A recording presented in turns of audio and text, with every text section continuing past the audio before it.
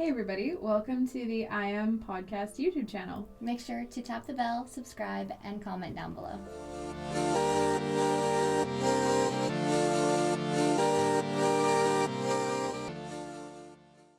Hi everybody, welcome back to the I Am Podcast with Maria and Jared. Today we wanted to do a frequently asked question. It's FAQs, buddy.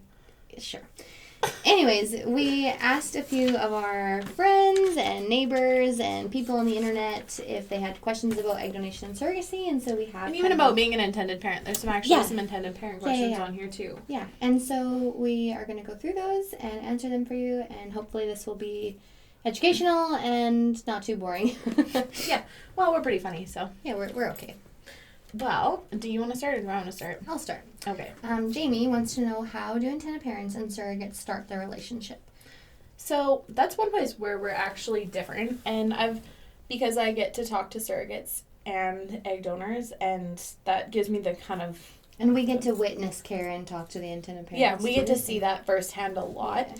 Yeah. One of the places that actually a lot of feedback I get where we're different is once a surrogate picks a set of intended parents to help, then we go to those intended parents with her profile, and from there we plan a Zoom call. So that Karen sits in on. Yeah, that's facilitated kind of by us. Yeah. I know a lot of times it's very common to just introduce a surrogate instead of intended parents and just kind of see what happens. Yeah, like via email. Yeah. But we want to keep things very supported. It's kind of awkward, honestly, if you were to meet perfect strangers on a Zoom call by yourself. Karen is there to help the conversation grow, and she's there to break the ice. Ask the questions that need to be asked in that moment. Yeah. And it takes the pressure off both our intended parents and our surrogates, because then that way, if there's someone in that conversation that they both know, like the surrogate doesn't know, but that is there to help. And if the conversation, if someone says something, or, you have this call and you're like, you know what, maybe there's something not right about this, or these aren't my vibes, we do the hard work of breaking up for you. Yeah. You don't have to break up with the other party. And that's something that we've gotten feedback on both sides that they really, really like, because there have been people in positions where that's what they've had to do, and it's really awkward and not fun at all. Yeah. And saying that doesn't happen very often, but no. There are people that you meet and you're like, oh yeah, not for me. Well, or something that you said, or a belief, that we're just not on the same page about, and that's okay. And like Jared said, that doesn't happen very often, but it was actually... Karen is there when it does. And it also gives everyone a chance to really think things through, because you have that call, you can take the night to think about it, take your time and be like, yep, we're definitely in, this is exactly what I need. Yeah. And still not having to have that super awkward conversation directly with those people. So I think it sets up a lot of our relationships for success. And I think one thing that we work so hard to do is avoid heartbreak where we can. And that's one place that I think we do it really well. Yeah, we do. Absolutely. So River wants to know, can I donate with an IUD in? Yes and no. Some clinics don't mind if you keep your IUD in place.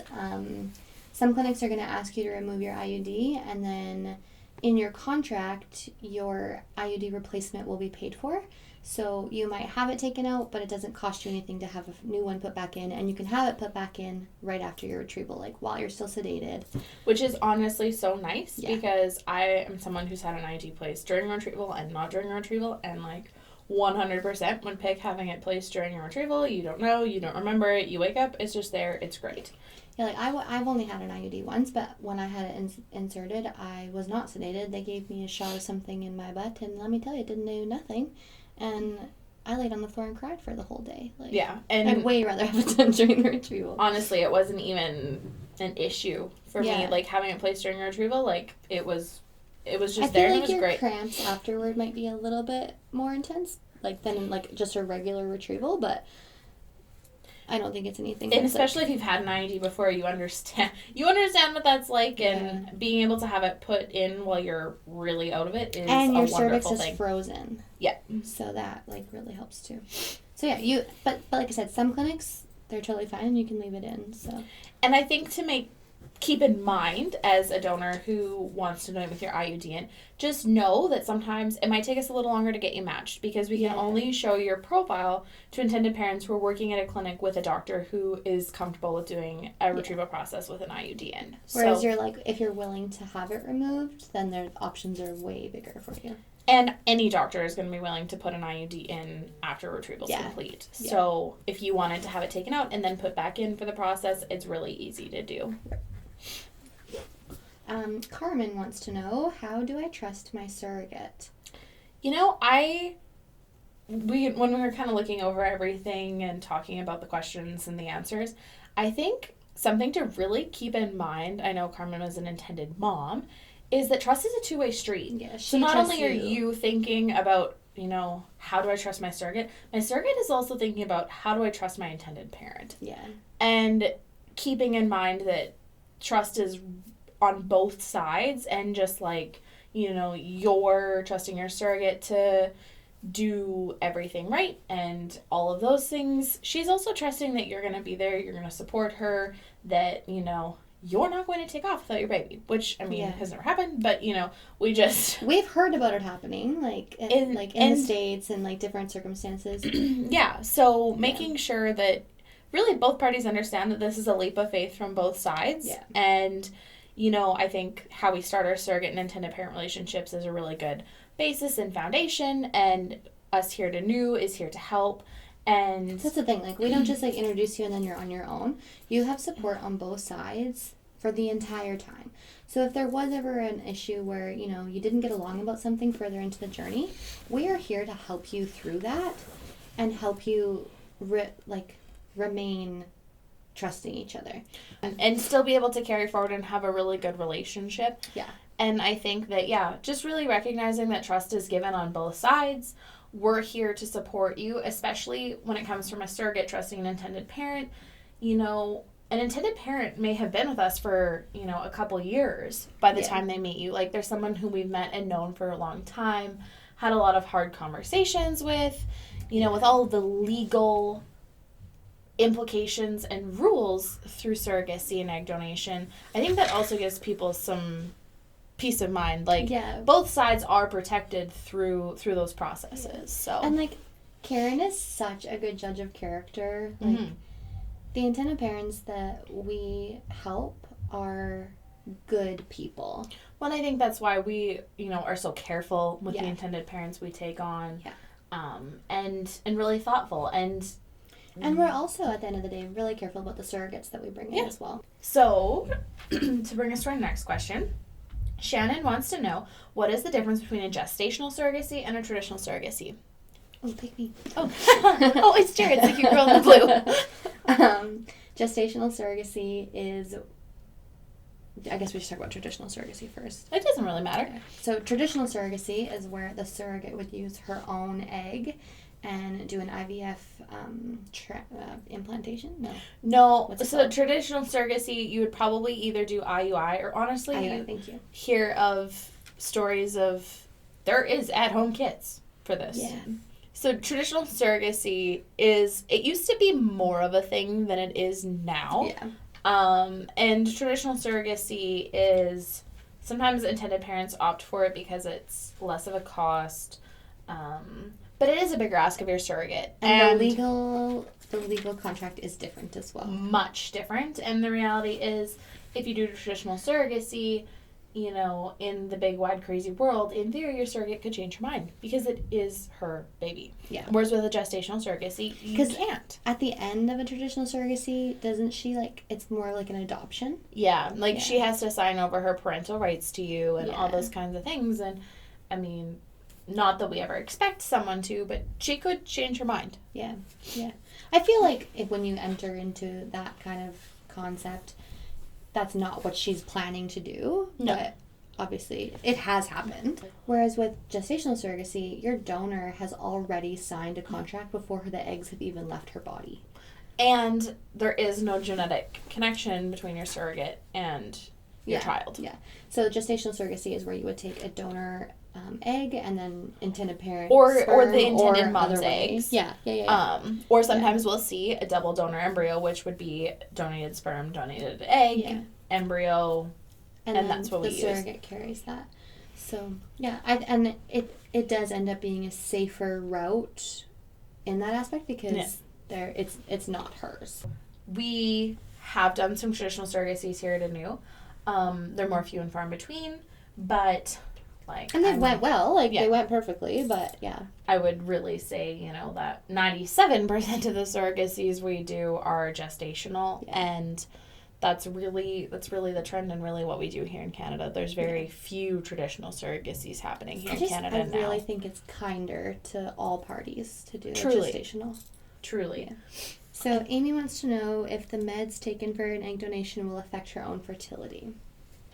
That's something we get asked a lot. Yeah. And I think the short answer is no. And I think one of the amazing things about being an egg donor is the information you gain about your own fertility through this process that you wouldn't otherwise get. Yeah. That's the thing too. Like even before you complete your profile with us, we're testing your anti-Mullerian hormone. Thank you. Or AMH. Yeah. And so right there is such a good insight as to what you have for an ovarian reserve. And just how well your body's going to do this process. Yeah. And most girls have no idea. Most doctors aren't testing for that. You know what? A lot of family physicians don't even know what that test is. Truly. Yeah.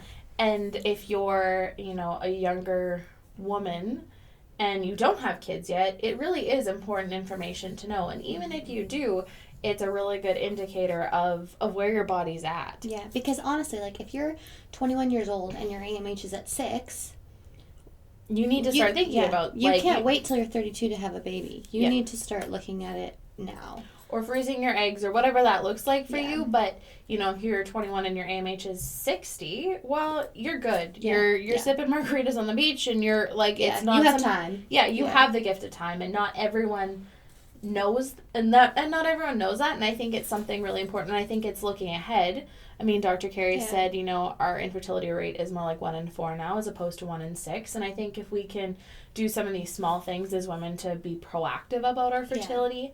knowledge is power, and if you know that might be on your horizon, you're able to plan and prepare better, and then you're not 35 and you've been trying for 3 years and you don't know why, and you're just getting the ball rolling. So I also think that's something that is really cool about it is that you get a full genetic panel done, so you're going to find out things about yourself that otherwise you would just never know. No, there's very few people who are I'm going to test myself for 500 different genetic abnormalities. Yeah.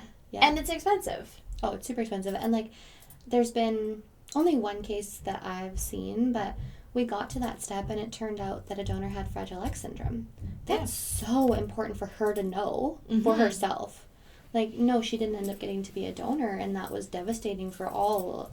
It was even devastating for me, but because I loved her so much, and I know she was so devastated, and so were the intended parents and all those things, but how amazing that she got to know that. And and that's happened a few times to me in my years, where something has come out of this that is really important, or it's really important for her children to be tested, or she's someone who now is who should make embryos for herself and genetic test them before she even tries to get pregnant, because the heartache that would save, and the time that would save, and all of those steps.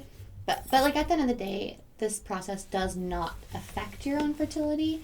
IVF meds have no known long-term side effects, and we've been doing this for 40 years? Yeah, the oldest IVF baby is quite old now. Yeah. Really, the only thing we talk about is OHSS. Yeah. Or ovarian hyperstimulation syndrome. Yeah. And that is really the long and the short of that is when your body likes these meds a little too much, your ovaries produce more fluid than it should, and we have to go in and drain it. But as long as you've been drained, or and sometimes that fluid just dissipates on its own, but it's not going to affect your fertility long term as long as it's looked after. Yeah, as long as, and you'll know, I've helped a few ladies in my years go through that process, and they were it was instant. As soon as I was drained, I felt great. Yeah. And you're not going to not get drained or not take the meds to help your body drain that fluid anyways, because it is painful. Yeah. So you're going to look after it. Yeah. So, yeah, the long and the short of that is no. There are no long-term known side effects. Yeah. So, it's really amazing. Yeah. Intended parent Jeremy wants to know, how long will this take? And at the end of the day, the maybe 2-sentence version is Mother Nature is it queen. takes as long as it takes. We really hope that when an intended parent comes to us, by the time we make embryos and get a surrogate and get a pregnancy, it's a 2 to 3 year process. Yeah, if everything goes how it should. If everything goes how it should, things work out well with your donor for the first time, you get a surrogate fairly quickly, you get the first transfer takes, that's our goal. The reality is sometimes that doesn't happen for multitudes of reasons and reasons out of our control. And a lot of people, especially for a hetero couple, the average wait time for someone in this journey could be up to 8 to 10 years. Yeah, because by the time you come to us, you've already been trying for how long? Yeah. And then, And then potentially making embryos or using your own embryos or getting a donor or needing to make a couple sets of embryos. We never want that for somebody, but sometimes it happens that is where we're at, and no matter how carefully the doctors work and how, hard we try. We are asking young women who are maybe students or just got a new job, and sometimes we have to wait for them to be able to do a cycle. And then sometimes your surrogate might not want to deliver in July. Yeah, like sometimes, so there's so many things at play. Yeah. We want this for you so badly. Yeah. But it does take some time, and, sometimes you really do it all right, and it still takes longer. Yeah. Yeah, or like, who was that we interviewed? We had Todd on our podcast. And he's been doing this for a long time. Yeah.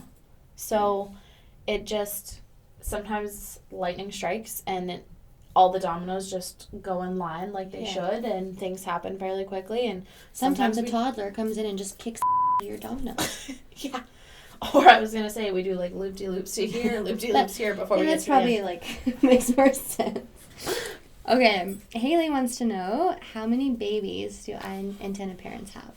I think this is something that sometimes trips ladies up, that there might be more than one baby result from your donation. Yeah. And you've signed off on that. There's probably not going to be 6. No, odds are not in your favor. No, but there's probably going to be 1 or maybe 2. 1 to 2. Maybe 3. I was thinking about that. Rare. Like, if we've had... I don't even know if we've ever helped intended parents have a third. The reality is this journey is so long. It takes so long to get here.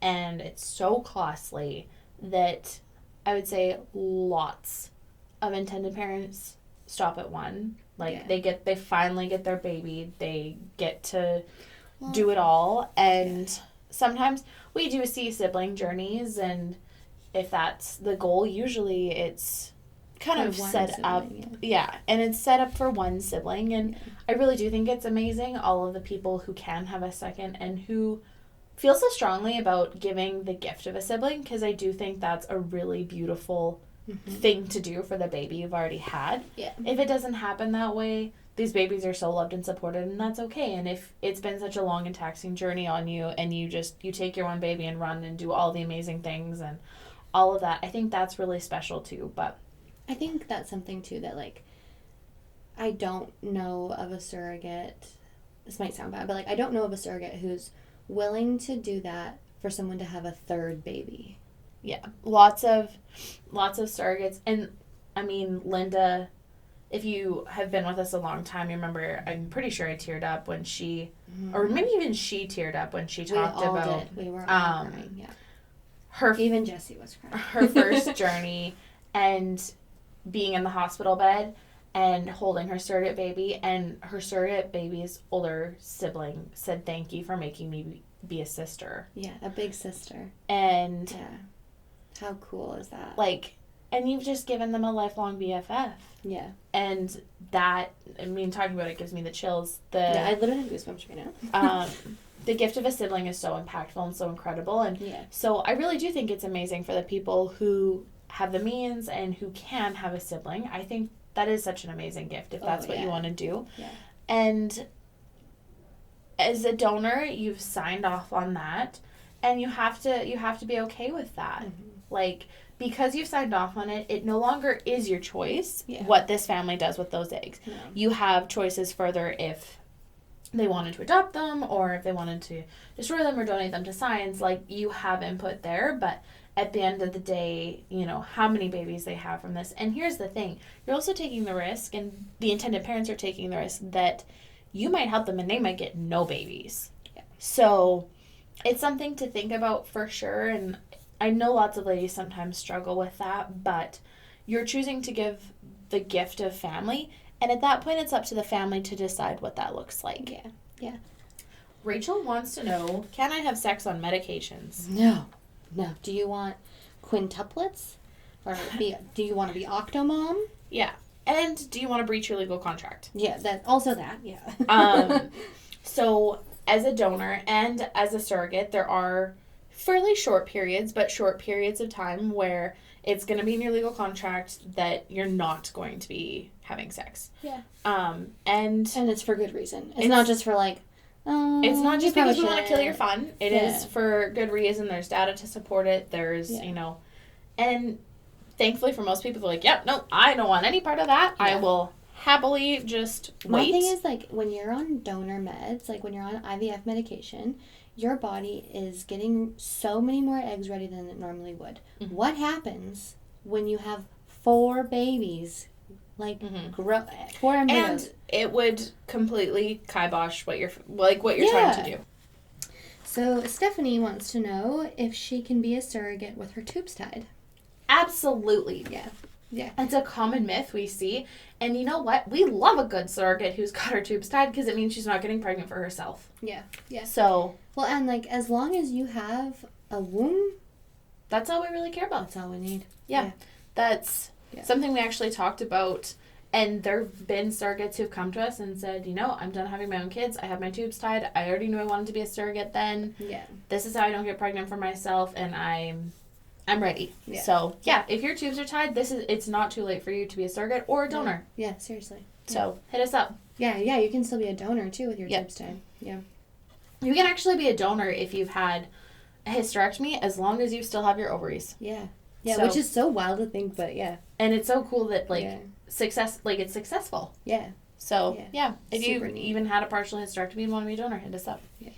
Emily wants to know, what is the recovery time like with a donation? I think it depends. Like, my first donation, I honestly, you're not supposed to do this, but I flew home the same day, and the next day we went to a birthday party, and I felt great. I really do think it's something, in talking about, it's a really big concern ladies have, wanting to do this but not wanting to be taken out after. And I think afterwards, it is surprising to most people who do this how easy the recovery is. Like, people are always expecting more. There's always exceptions to that rule. Like, my last donation, I'm getting older, okay? I'm not old, but I'm pushing 30, okay? It was much different. I wouldn't say it was awful or anything like that. It just took more time. I was a little bit more bloated for longer. It probably took me about 6 days to feel normal. A little bit bloated for longer. I had cramping for a couple more days. But it also didn't stop you from your real life. No, either. Gosh, no. No, I wasn't couch bound or anything like that. It was just it feels like you have a crappy period still. Yeah. But it's definitely not doctor recommended, but I've known girls who've done a light workout the night of their retrieval. Overall, I would say 80% of girls feel pretty much back to normal within 72 hours. Yeah. And the other 20% need a little bit more time, but it's not like they're housebound.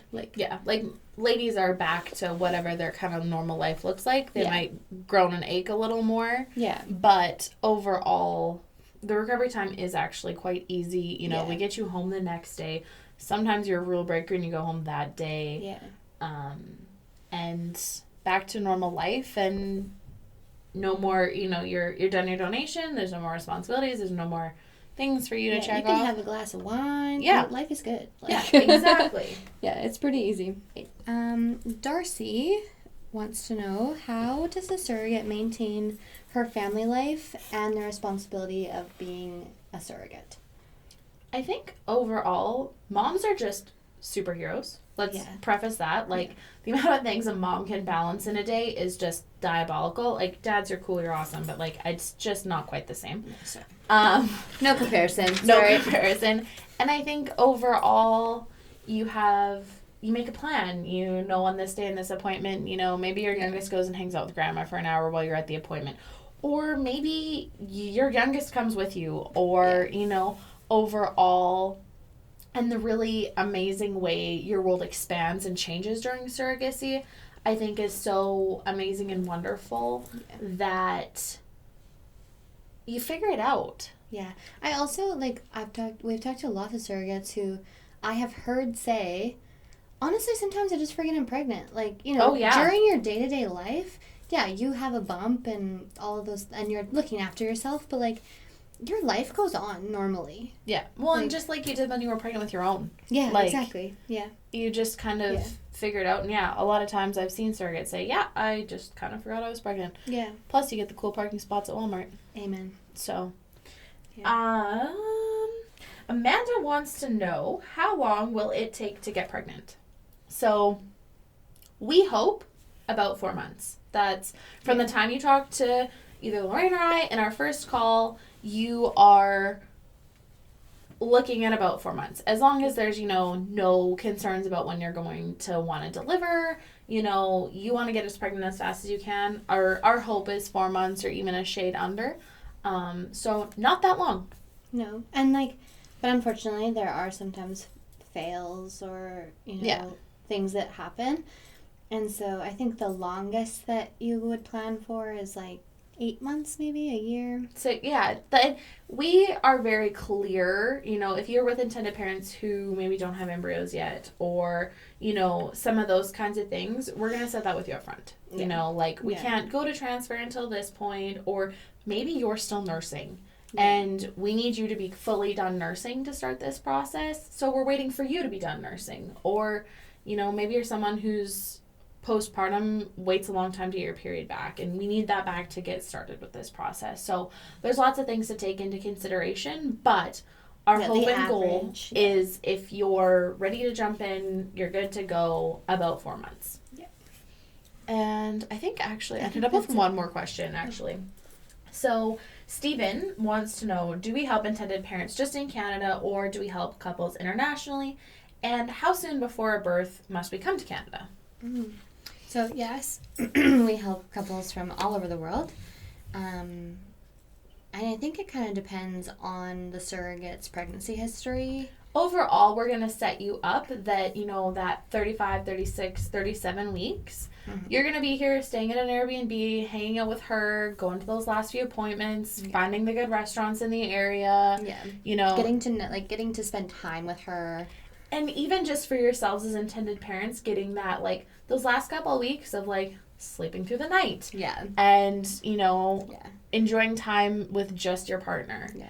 But it is really important to us that you are here before 40 weeks, because most pregnancies don't go to 40 weeks, and we want you to be here. Yeah. We don't want to have to, we don't want anyone to rush. We want everyone to be prepared and ready. Yeah. So you get to find all the neat things about wherever your surrogate lives. You know, there's some really cool spots in Canada to explore. Yeah. And, you know, lots of our Alberta intended parents will come early enough to, go to Banff and Canmore, maybe Jasper, you know, see make a little vacation out of it. Yeah. So that's kind of, I think that's all. My other thing is, how long do they stay after?